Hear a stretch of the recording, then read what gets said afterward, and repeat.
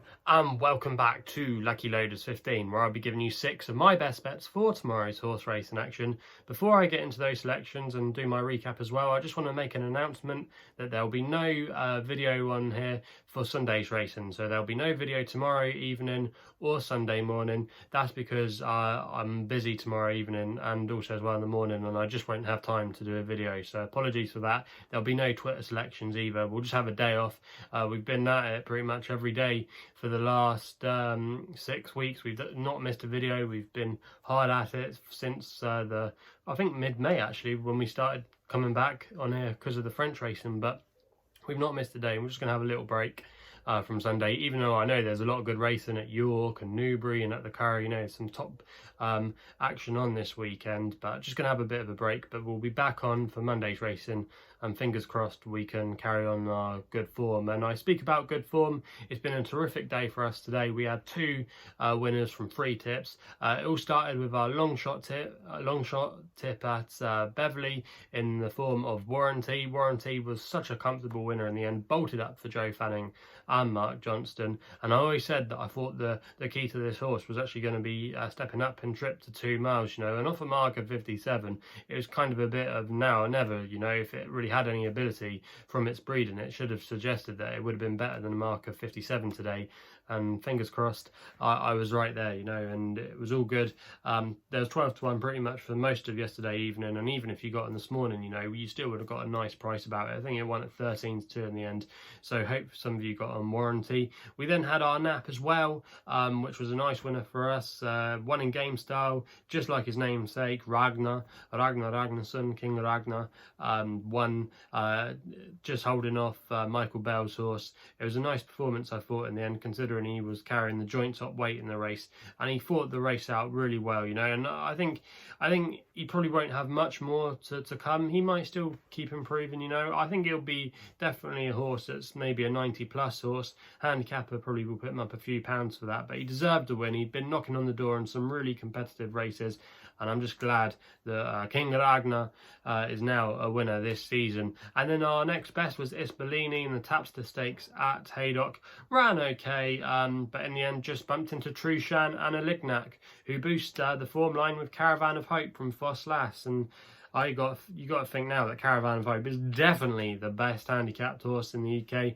Followers of mine will know that I've been going on about this horse for the last couple of months. Obviously put him up for the Northumberland Plate, you know, and put him up earlier as well in the season. I said that he was going to be winning a lot of these big staying handicaps, you know, and with his form lines with Trueshan and a Lignac, you know, of a mark of 95, he looks tailor-made for the Ebor. I know Trueshan will want to go for the Ebor, and so will probably a Lignac, but Caravan of Hope will probably have to run at least one more time and win as well for his handicap mark to go up. I think he's now rated 95 or 97, it could be, after his Northumberland Plate win, and he's probably going to be wanting to be rated 100+ if he's going to get in. So Hugo Palmer, if you're watching this, get a run into him soon if you're going to go and take your chance in the Ebor with him, because I think he would go very close to winning, because I think he still is the best handicapped horse in the UK. But enough of how today's tips ran from our good success. Let's get into the tips for tomorrow, and we've got 6 tips tomorrow. Lots of good racing going on, you know. We've got the Irish Oaks going on, and I'll give you selection for that,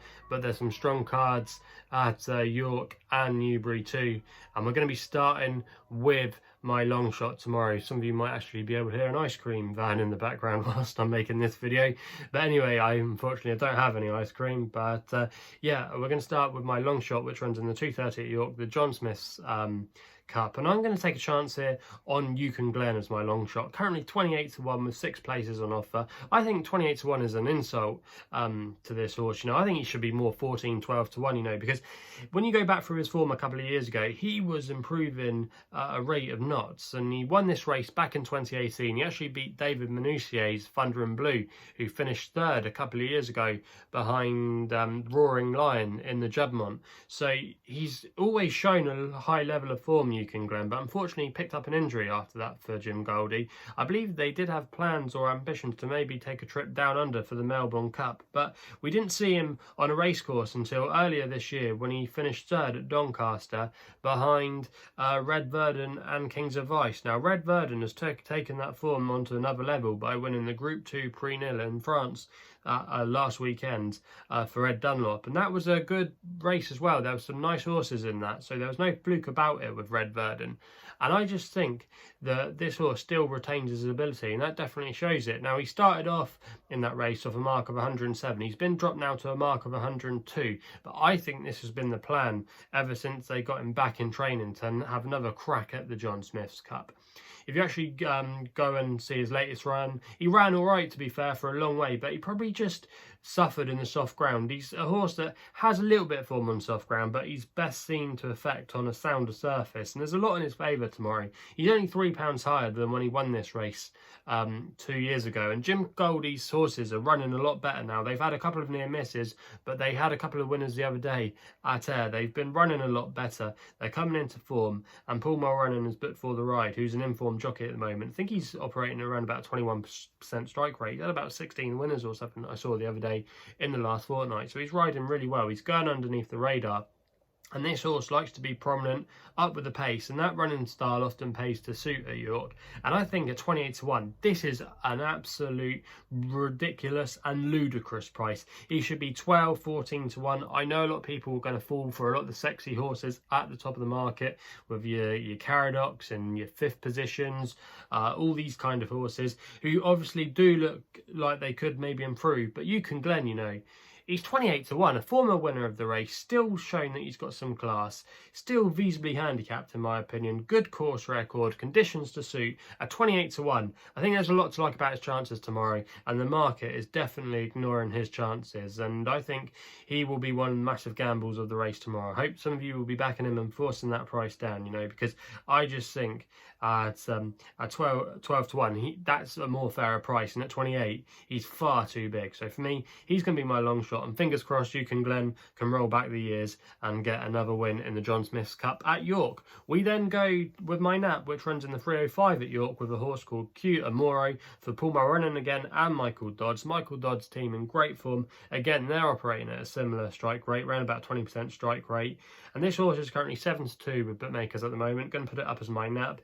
Now, I was really impressed with this horse's victory in a listed race at Ayr. That was a top-class performance. She set a really quick time. She didn't probably beat loads of quality fillies, but still, nonetheless, you know, she won by over 3 lengths, which suggested that she's improving and she could definitely have a nice season ahead of her. I think she could be possibly running in races like the Nunthorpe at the end of, or towards the end of the season, which is actually only next month, believe it or not. But yeah, Amoro, I think it's got a massive chance in this race tomorrow.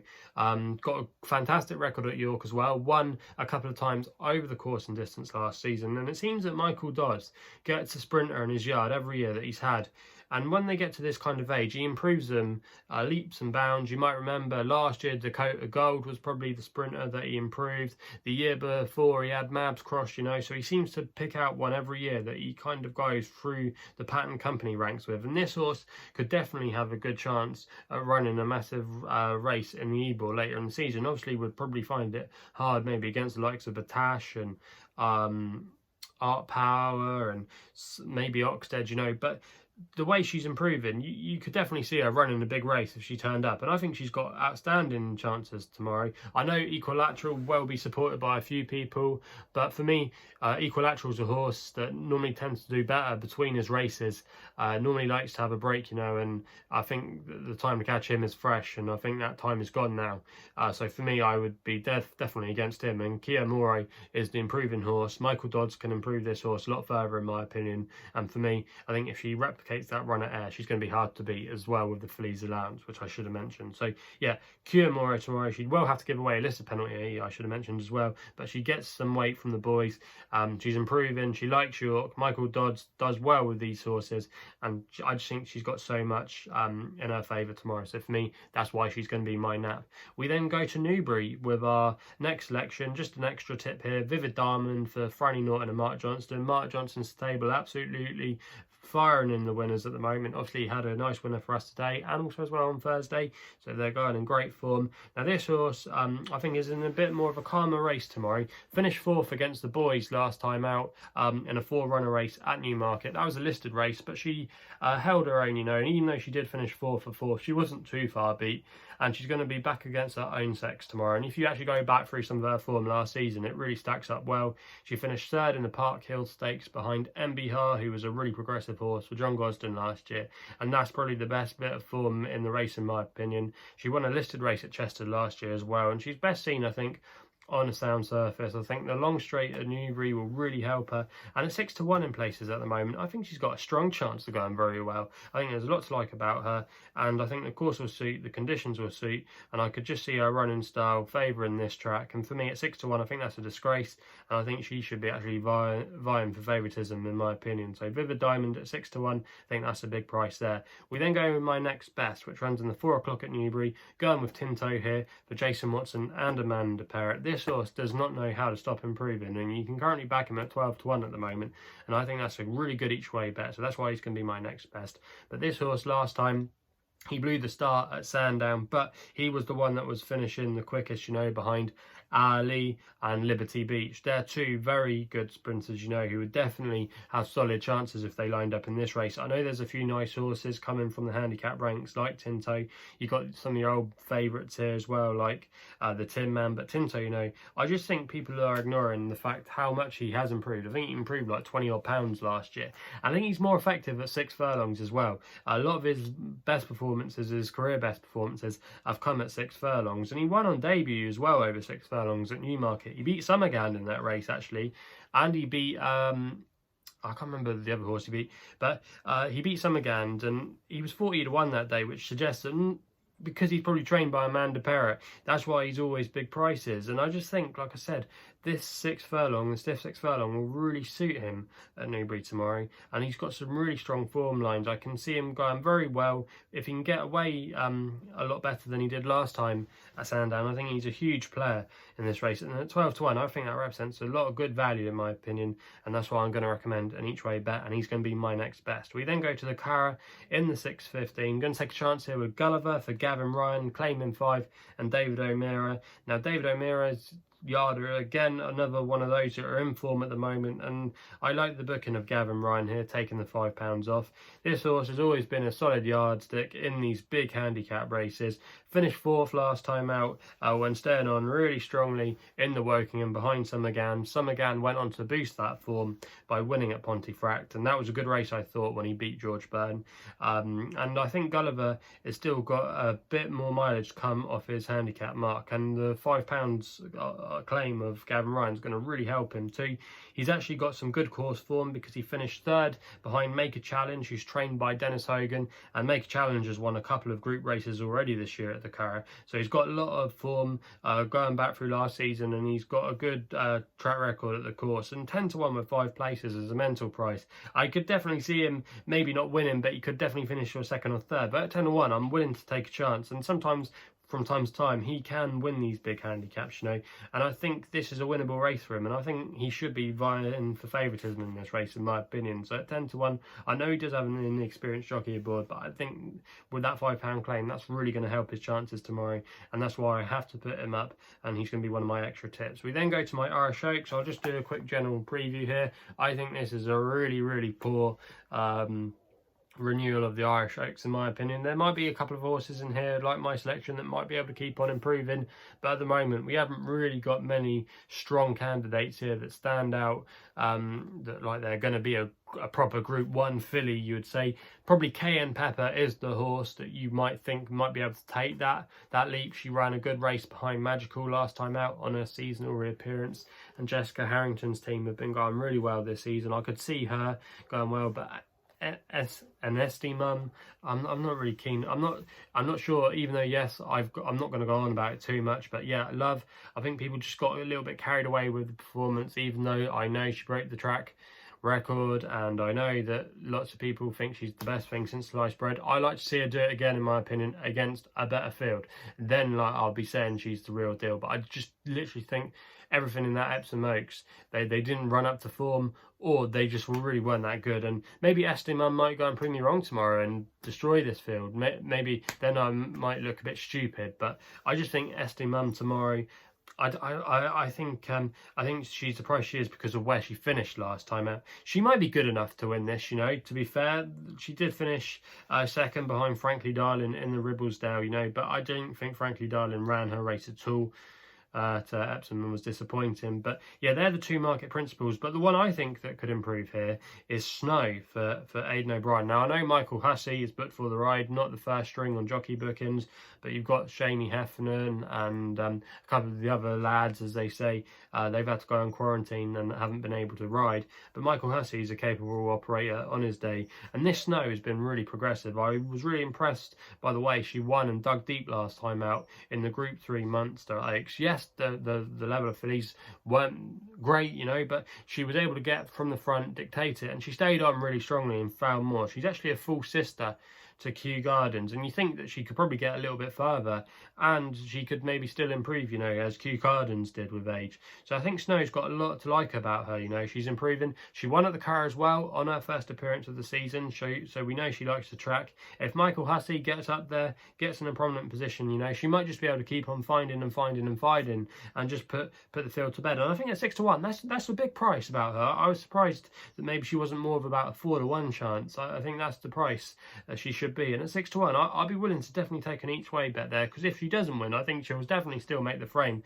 I do think obviously probably the betting has got it right with the front two, but this is a below standard Irish Oaks in my opinion. You normally see a lot better class of fillies running in this race, and it's probably a really weak Group 1 to name. I'm a little bit disappointed like Peaceful and Fancy Blue didn't take their chance here. I think they would have run well, but maybe the race would have just come a little bit too soon for them. But yeah, Snow for me at 6 to 1. I think there's lots to like about her chances of going really well tomorrow, and for me she's going to be the winner of the Irish Oaks. So they're my 6 best tips for tomorrow. Just quickly recap: in the 2:30 at York, we go with Euchen Glen at 28 to 1 as my long shot with 6 places each way. We then go with my NAP, which runs in the 3:05 at York with Curragh Amoro 7 to 2 win only bet. My next tip comes in the 3:25 at Newbury, Vivid Diamond 6 to 1 each way.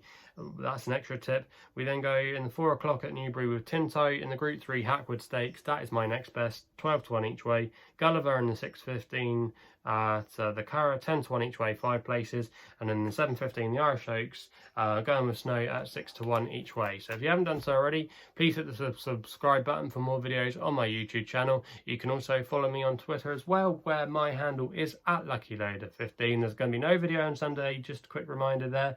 And if you want to check out my website for a full portfolio of my work, go to my website, which is www.chrisloaderracing.co.uk. So that's what I got to say on that score. So hopefully we can have some winners tomorrow. Please gamble responsibly, and we'll be seeing you soon.